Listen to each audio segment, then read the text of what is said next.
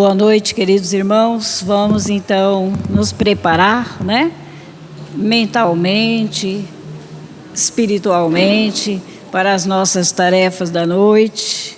Sabemos das necessidades que temos de nos concentrar em Jesus, de pedir a sua ajuda para todos nós nesse momento, principalmente que iniciamos com tarefas que precisamos estar em sintonia com o amigo divino. Vamos fazer a nossa prece, vamos conversar com Jesus, vamos sentir a sua presença conosco, dentro de cada um de nós, nos dizendo a todos os corações, encarnados e desencarnados: vinde a mim, vós que sofreis, porque eu vos ajudarei a caminhar. É o que Jesus nos diz todos os dias para as nossas necessidades. Vamos a Jesus. E nesse momento, Jesus, nos encontramos falando contigo, levando até a ti as dificuldades do nosso caminho e rogando-te, Jesus, que nos dê força, nos dê coragem para que possamos caminhar no caminho reto do Evangelho de Jesus. Abençoe-nos a todos, seja a nossa inspiração e nos ajude a estar contigo em todo o nosso viver. Que assim seja. Nós vamos estudar uma lição do livro Estude e Viva, já nos convida, né? Para que possamos estudar e viver as lições que estudamos nesse livro tão importante para todos nós. E essa lição, ela tem o título Socorro Oportuno. E nos diz o Espírito que passou para o Chico Xavier, né? A mensagem desse momento, André Luiz, Emmanuel, né? Que passavam ao Chico, através da psicografia, essas mensagens que servem para todos nós e eternamente nos servirão, né?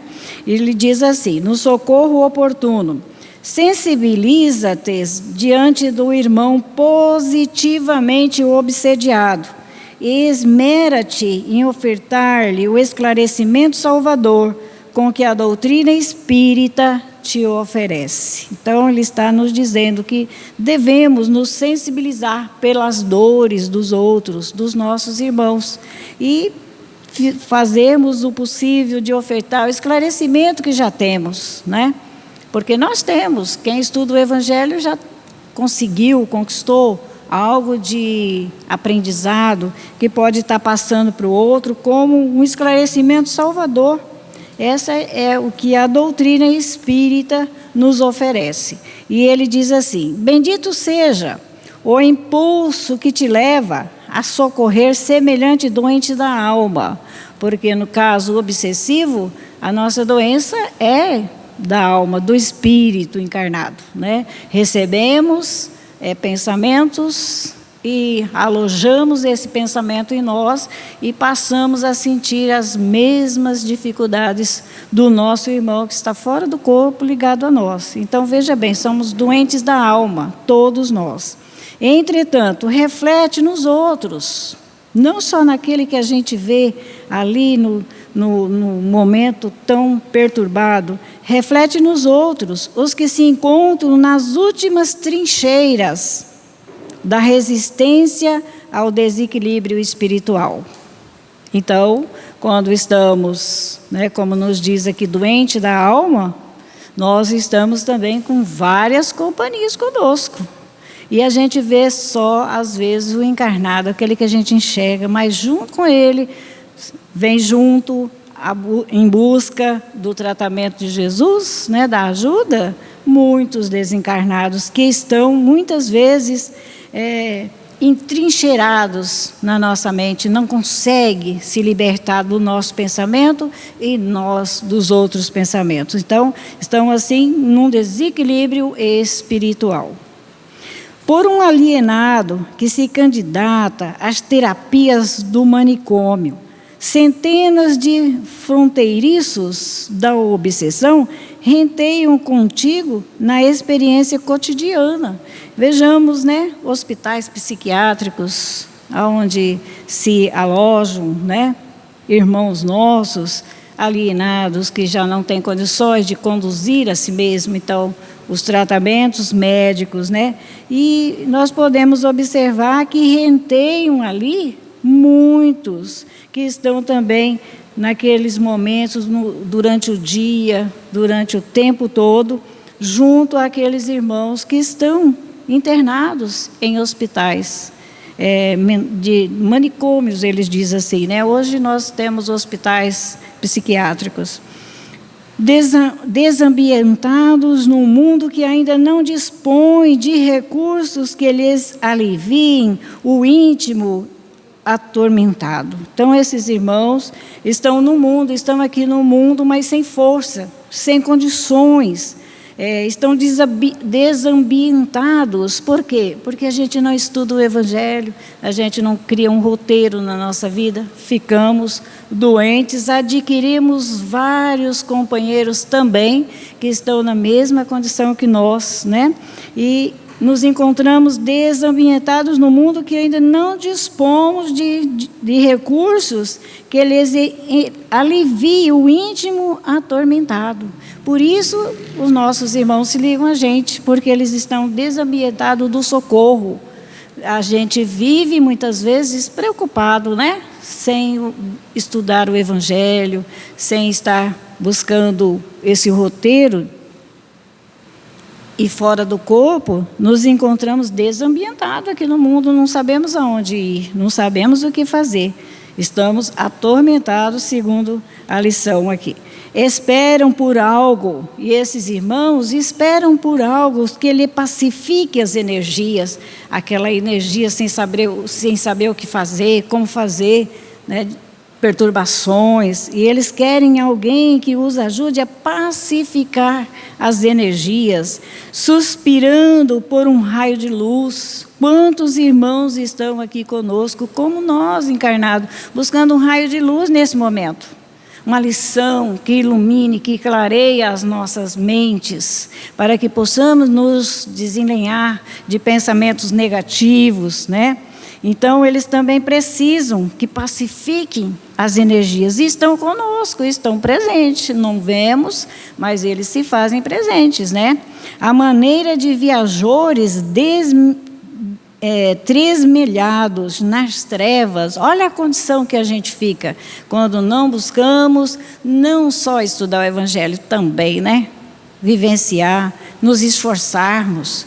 Porque muitas vezes nos bate também desânimo, dificuldades, mas temos que nos esforçar, porque muitas vezes a presença de uma energia desanimada, perturbada, atormentada, elas passam para nós também, aquela mesma dificuldade que tem. Então, nós precisamos, né, buscar nos ajudar, e todos nós estamos aqui buscando um raio de luz, uma orientação, passar num tratamento que possa acalmar as nossas energias. Estamos aflitos, sem saber o que fazer conosco mesmo, né?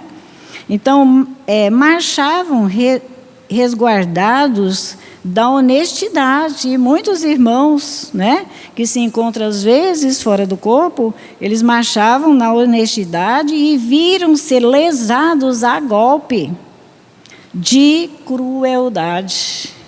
Veja bem, não só por fazer maldade a gente pode se encontrar na vida espiritual desmentado, atormentado, infelicitado, desequilibrado espiritual, mas muitas vezes por ser tão honesto, por ser tão, né, como diz aqui,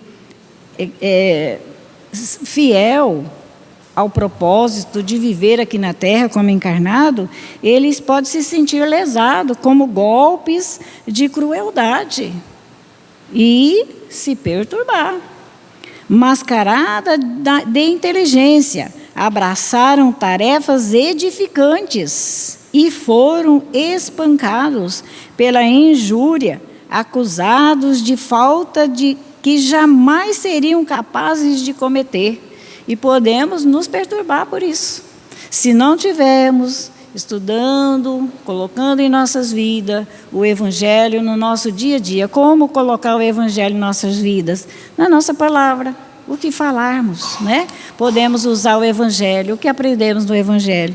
O nosso sentimento, o nosso pensamento, sempre ligado às obras do bem e do bem de todos, né? Então, veja bem, entregaram-se tranquilos a compromissos que supuseram inconspurgáveis e acabaram espezinhados nos sonhos mais duros. Veja bem, nós temos que buscar o Evangelho, analisar, estudar, analisar, refletir, para que a gente possa, em cada situação da nossa vida, estarmos vivendo o que aprendemos. Senão, a gente diz assim: fui tão honesto quando vivi, comprei as minhas coisas, paguei, não lesei ninguém. Hoje, na vida espiritual, se encontra lesado, sem aquela... Como se diz, nós queremos todo o respeito para nós, de repente nos sentimos, né, desrespeitado, fora do corpo. O espírito vê tudo, sabe tudo, né? Então, veja bem, nós podemos muitas vezes nos perturbar e sermos honestos, trabalhadores, termos tarefas, como nos diz aqui, tarefas que nos ajudam, né, que edifica o nosso espírito. Mas sem a humildade, sem a compreensão, nós chegamos, muitas vezes na vida espiritual, nos perturbamos porque queremos que os outros façam ou sejam do jeito que nós queremos que ele nos tenha como o melhor, uma pessoa boa, e às vezes a gente não encontra isso, né? Então, veja bem, entregaram-se tranquilos a compromissos que supuseram inconspurgáveis e acabaram espezinhados no sonho mais puro. Edificam o lar, olha só, aliás, edificaram o lar como sendo um caminho de elevação. E reconheceram-se dentro dele a afeição de prisioneiros sem esperança, né? Porque quando a gente sai do corpo, a gente volta para casa, até que nos possamos nos conscientizar, né, de que estamos fora do corpo. A gente volta, e no lar a gente criou-se, né, aquela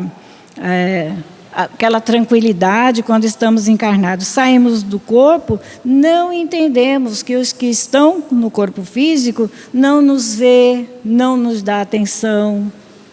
A gente fala, não ouve, então a gente fica perturbado fora do corpo, mas a gente volta para casa. Então, ele se sentiu magoado nos seus sonhos mais puros. Olha só, edificaram o lar como sendo o caminho de elevação e reconheceram-se dentro dele a afeição de prisioneiros sem esperança. Quantos irmãos que conversam conosco fora do corpo, eles vêm dizer: hoje eu não sou bem recebido no meu lar. Ele nem se dá conta que saiu do corpo, mas ele volta para casa, sepulta o corpo e o espírito, né, sem o conhecimento ou mesmo com conhecimento, ele volta para casa e se sente assim prisioneiro sem esperança.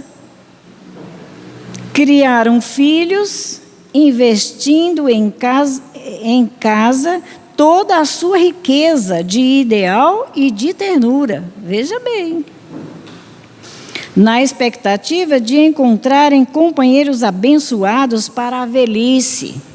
E quantos de nós, né, abandonamos muitas vezes os nossos mais idosos dentro de casa? Então, é uma decepção, porque sem o entendimento que aquilo que nos acontece, é necessário que tenhamos compreensão, entendimento para nos libertar. Senão vamos ficando presos uns aos outros. E acharam-se relegados a extremo abandono, saíram da juventude plenos de aspirações renovadoras e toparam enfermidades que lhes atenazam a vida. Veja bem, as decepções nossas são muitas, né? Nessa condição de encarnado, com tanta decepção, ao sair do corpo, a gente vai ficar aflito, desesperado, se ligar a alguém e vamos terminar, né, num hospital psiquiátrico, porque nem o encarnado ainda está condicionado e nem o desencarnado aprendeu quando estava no corpo físico, né? E com eles, os que se acusam desajustados, temos ainda os que vieram do berço em aflição e penúria, os que se amaranharam em labirintos de tédio, por demasia de conforto, os que esmorecem nas responsabilidades que espousaram e os que carregam no corpo dolorosas inibições. Veja bem, quanto sofrimento, quanta dificuldade, se não buscarmos orientação que Jesus nos deixou através do Evangelho. Vamos ser jovens decepcionados, vamos abandonar os mais velhos da nossa casa, eles vão sair do corpo, ligados a nós pelo pensamento, espiritualmente, vão voltar para casa, perturbar todos nós. Olha só, né? Então vamos ter cuidado para que a gente possa, junto com esses irmãos, amar, servir, compreender, né? Porque também vem muitos que ficaram emaranhados em labirinto de tédio, por demasia de conforto. A gente tem tudo, não precisa trabalhar, a cabeça parada, a mente parada, criamos problemas para nós, né? E tem aqueles que também já vieram com o corpo com dolorosas inibições, dificuldades, enfermidades, né? Lembra-te deles, os quase loucos de sofrimento, e trabalha para que a doutrina espírita lhes estenda socorro oportuno, e que nós possamos, né, trabalhar dentro de nós esses ensinamentos, para que ao encontrarmos um irmão que esteja em dificuldades, em desequilíbrio espiritual, nós possamos levar a ele o amparo da palavra do Evangelho, do conforto espiritual. Estudemos Allan Kardec ao clarão da mensagem de Jesus Cristo, e seja no exemplo, ou na atitude, na ação, na palavra, recordemos que o Espiritismo nos solicita uma espécie permanente de caridade. Não é só quando estamos num trabalho que a gente vai dedicado a fazer aquele trabalho. O Espiritismo, ele nos solicita uma espécie de permanente caridade. É a caridade da sua própria divulgação. Será que só no falar? Não, na nossa fala. No dia a dia, podemos estar permanente, né, com essa caridade que nos é solicitada pela doutrina, em casa, no lar, na rua, no trabalho, onde a gente estiver, que a gente possa estar usando o Evangelho de Jesus, porque ele tem que estar conosco. Nós temos que estar conscientes do que Jesus nos ensinou, para que, aprendendo, nós possamos levar aos outros. E aí ele continua: reflita na importância do Espiritismo em sua encarnação. Se a gente for refletir com seriedade, nós temos muitas tarefas e muitas responsabilidades a cumprir, né? Porque podemos, ao invés de silenciar, quando temos a oportunidade de falar ao outro, consolar corações, aliviar, né?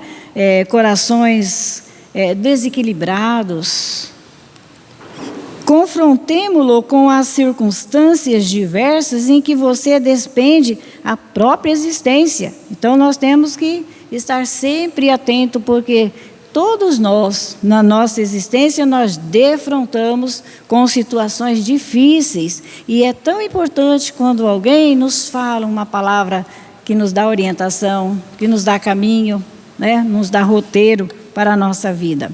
Aí ele diz assim: corpo, o nosso corpo, engenho vivo que você recebe com os tributos da hereditariedade fisiológica, em caráter de obrigatoriedade para transitar. Olha só, o corpo é um engenho divino, né?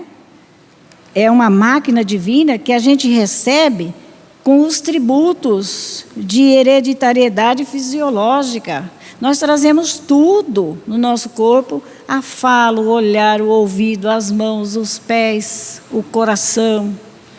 Podemos usar o melhor sentimento, né? Nós temos tudo.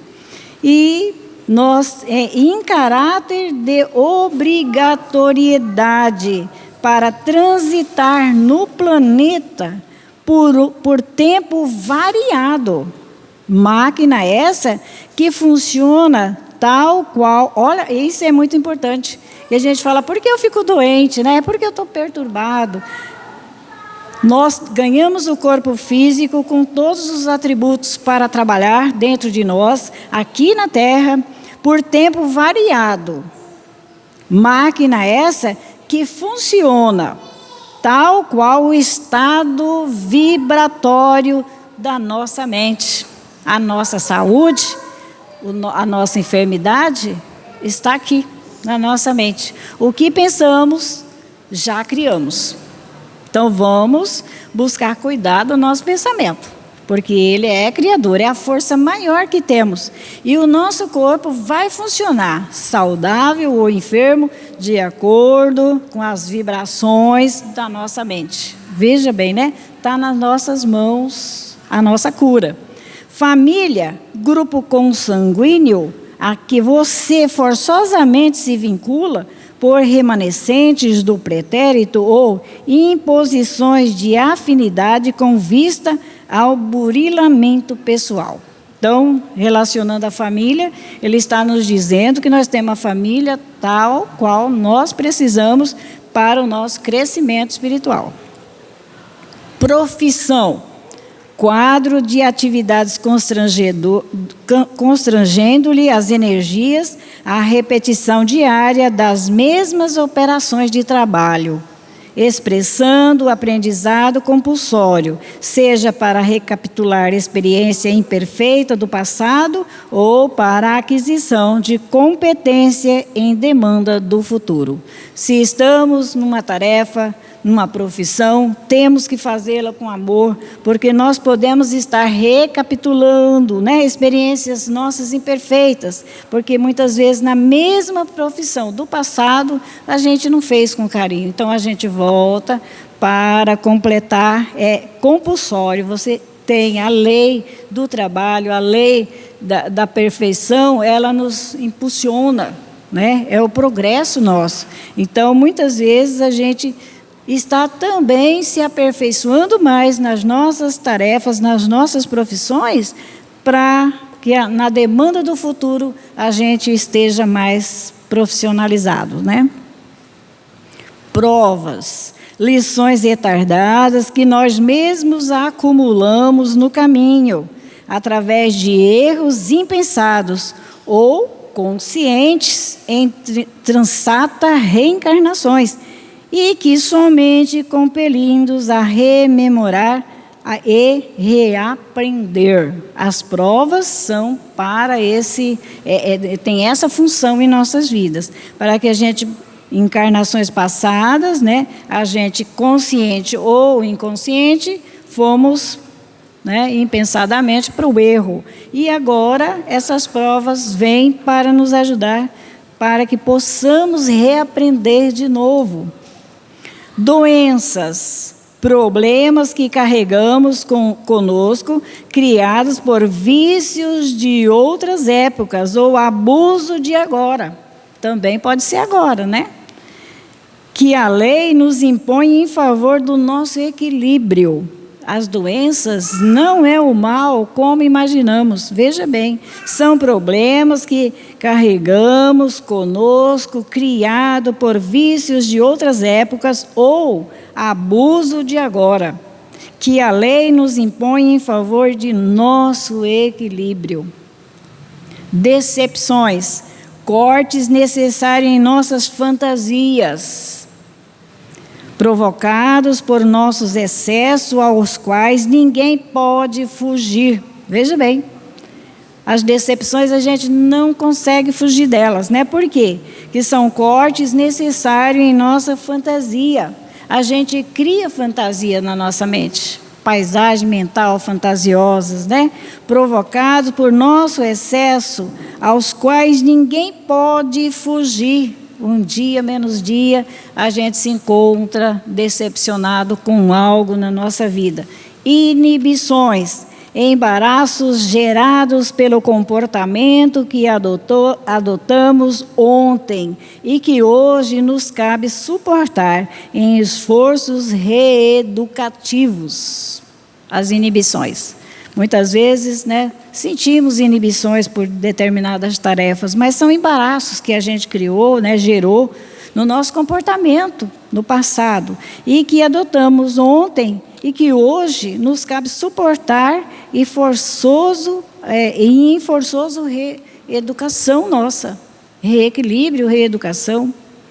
Condições, meio social merecido que nos facilita ou dificulta as realizações conforme os débitos e créditos adquiridos.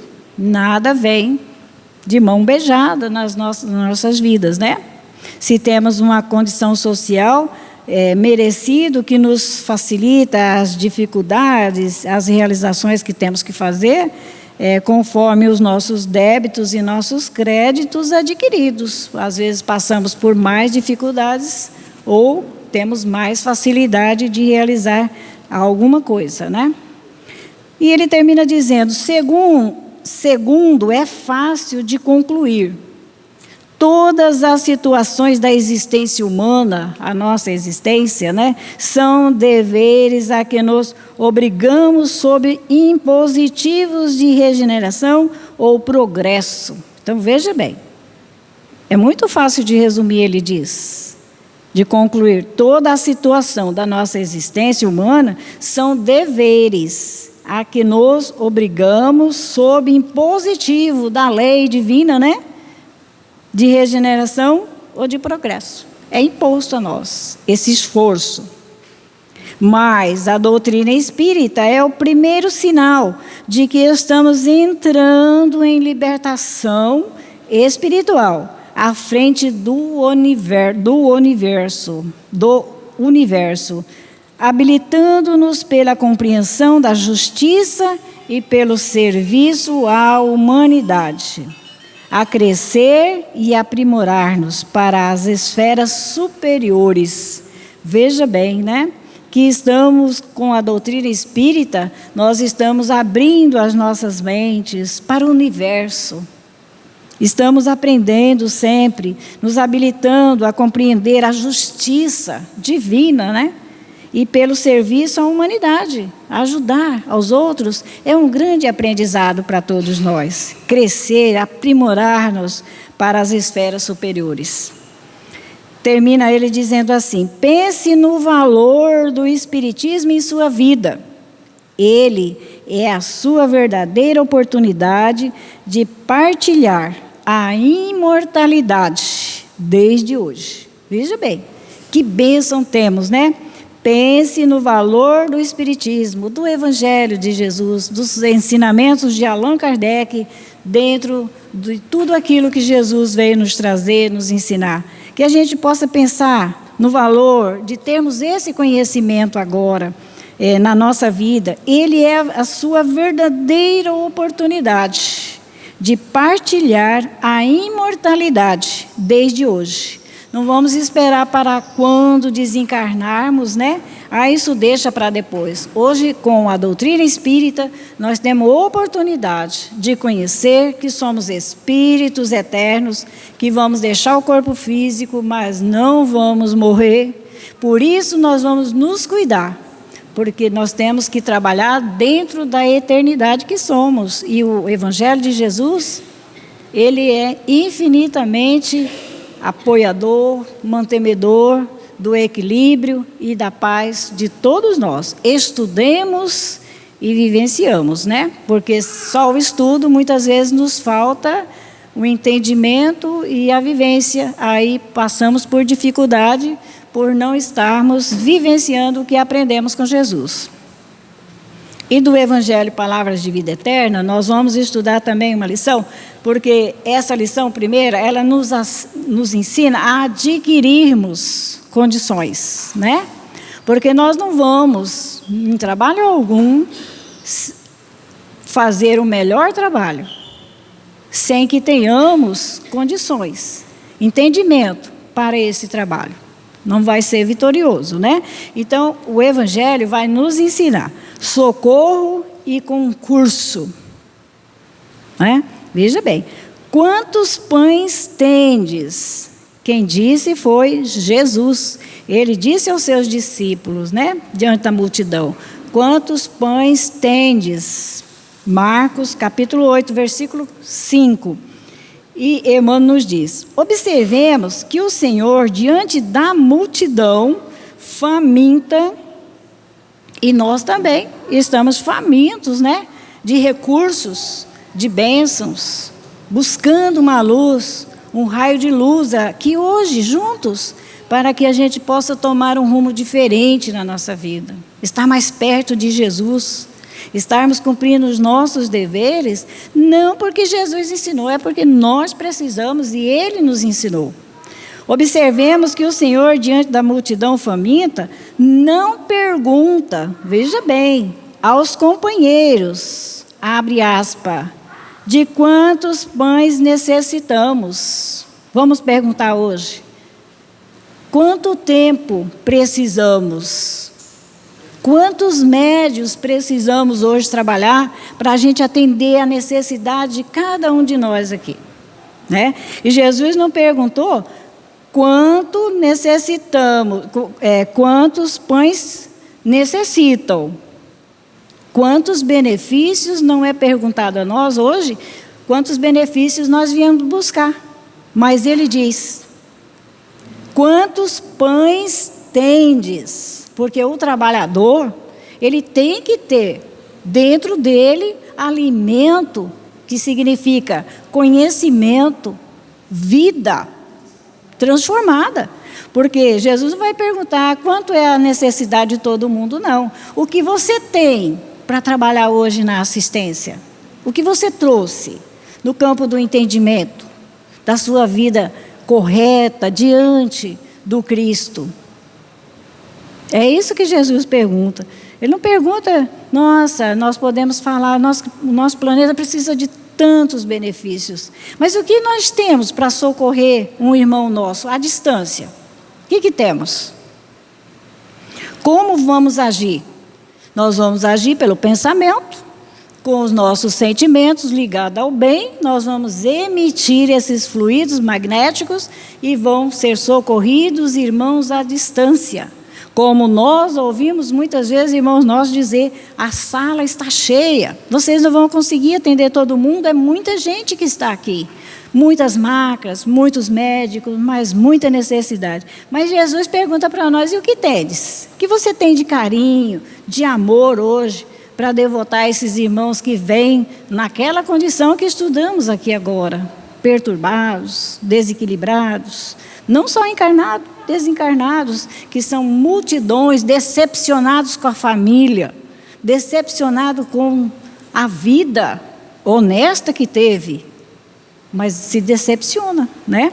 Então Jesus pergunta a nós hoje também, o que trazemos conosco para ajudar os nossos irmãos? A passagem denota a precaução de Jesus no sentido de alertar aos discípulos. Discípulos são aqueles que estão no trabalho e estudando o Evangelho, para a necessidade de algo a apresentar, a providência divina como base para o socorro que suplicamos.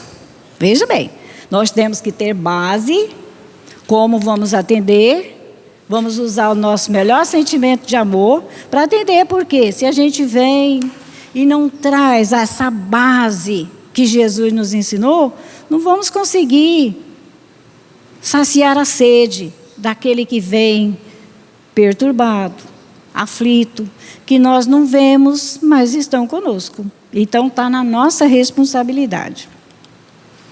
Em verdade, o Mestre conseguiu alimentar milhares de pessoas, mas não pressentiu das migalhas que os apóstolos lhe ofereciam. Veja bem, que ensinamento maravilhoso.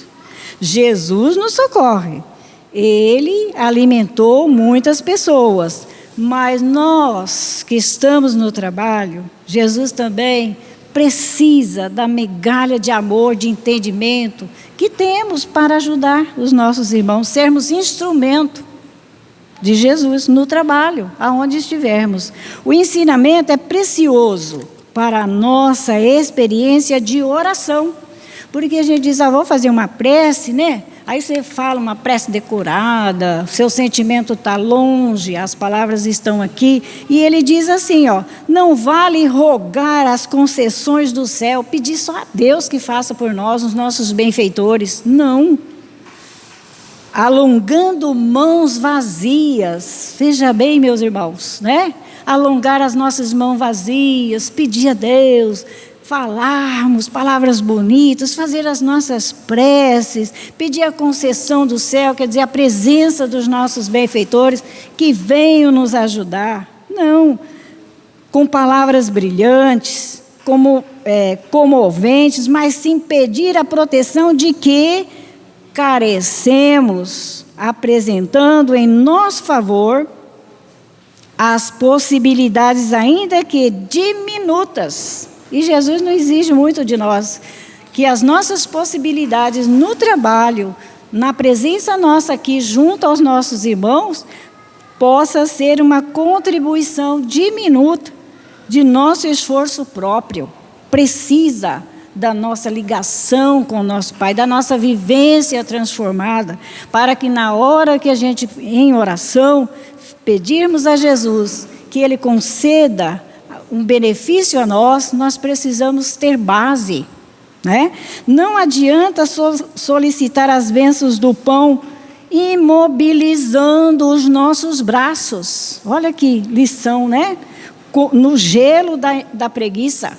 Não adianta solicitar as bênçãos do pão imobilizando os nossos braços no gelo da preguiça, como é de todo impróprio rogar os talentos de amor, calcinando o coração no fogo do ódio. Também as nossas preces não são ouvidas. Quando fazemos as nossas preces, solicitamos as bênçãos do nosso Pai, né? Mas o nosso coração, nosso braço, está gelado, como gelo na preguiça. Não fazemos nada em benefício de nós mesmos.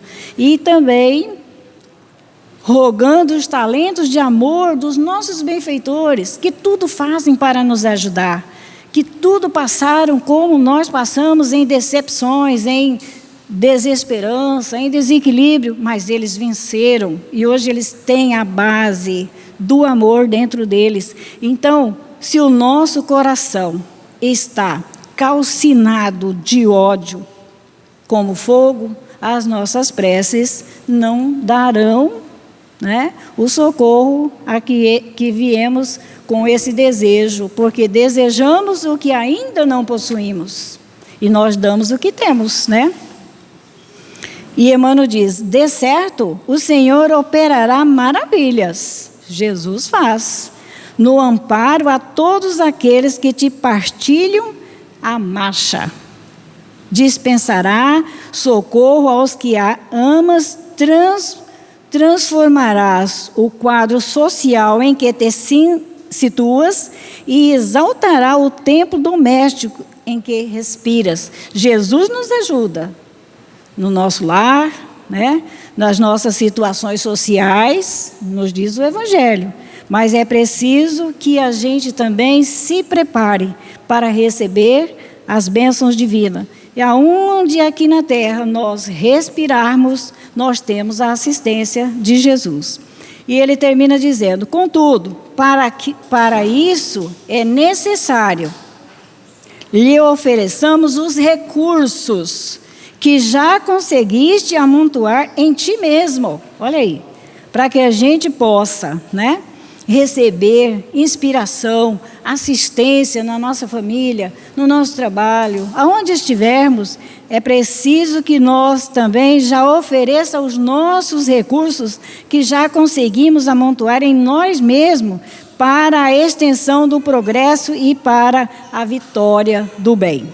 Não te esqueças, pois, de que o auxílio aos outros não prescindirá o Senhor do auxílio pequenino, embora que deve encontrar em ti. Né? Se nós pedimos o auxílio de Jesus, mas Ele também precisa que estejamos preparados para auxiliar.